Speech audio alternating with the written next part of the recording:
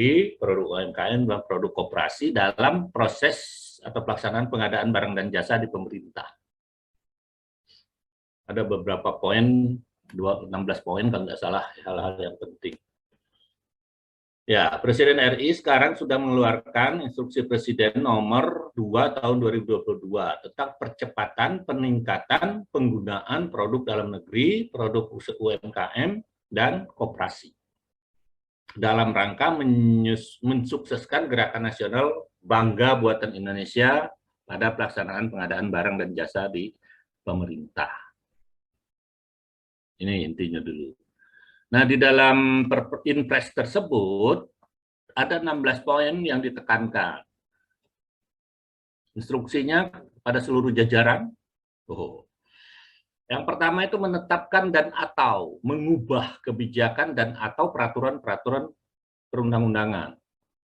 Jadi menetapkan atau mengubah kebijakan-kebijakan di dalam peraturan perundang-undangan yang ada, termasuk aturan-aturan di perusahaan masing-masing. Tujuan adanya penggunaan produk dalam negeri ini meningkatkan daya saing barang ataupun jasa dalam negeri itu dalam kancah perdagangan internasional.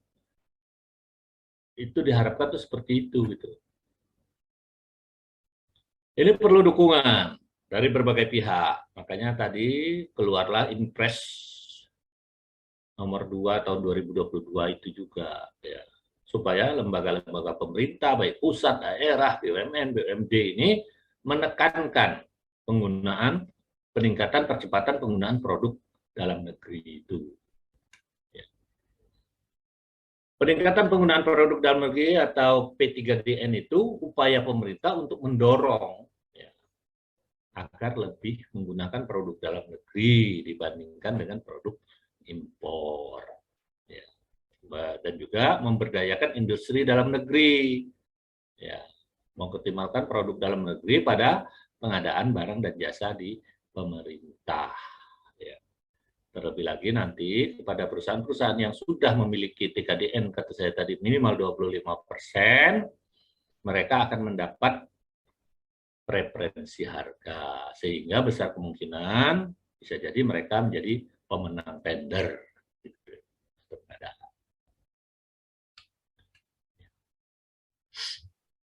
HPS kali Pak tadi. Oh, HPS ya. HPS itu kan harga perkiraan sendiri. Oh.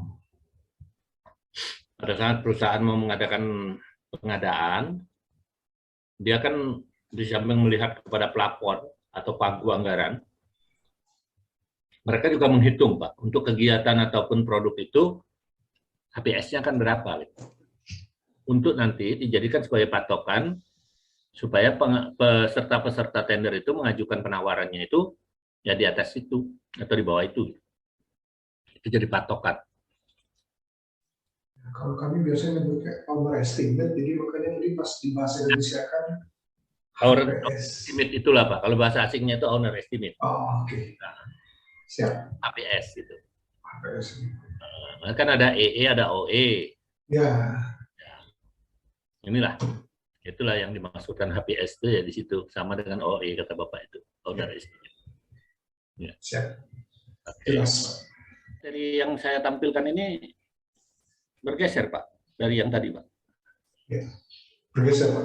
Bergeser ya. Sekarang yang muncul Perpres 16 tahun 2018 itu tentang kewajiban penggunaan produk dalam negeri kan. Betul. Itu sudah dicantumkan di situ, TKDN dan BMP itu ya disyaratkan di atas 40%. Oh, berarti TKDN sendiri, BMP sendiri, Pak? Ya, dua-duanya itu 40% lah. Ya. TKDN-nya minimal 25. 25. Ya. Minimal BMP-nya 25. Oke. Nah ini Pak, jadi sama seperti yang saya sampaikan tadi, peserta tender atau pengadaan kita itu tidak hanya dihitung atau dinilai dari sisi administrasi, teknis, dan penawaran harga saja, tetapi harus berapa persen TKDN dan BMP yang mereka capai.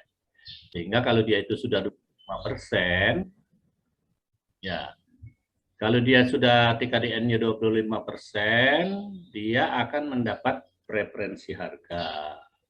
Dengan adanya preferensi harga ini, maka nanti akan terjadi HEA, hasil evaluasi akhir, yang nanti akan dengan hitungan HEA ini, mau tidak mau nanti terjadi pemeringkatan pemenang.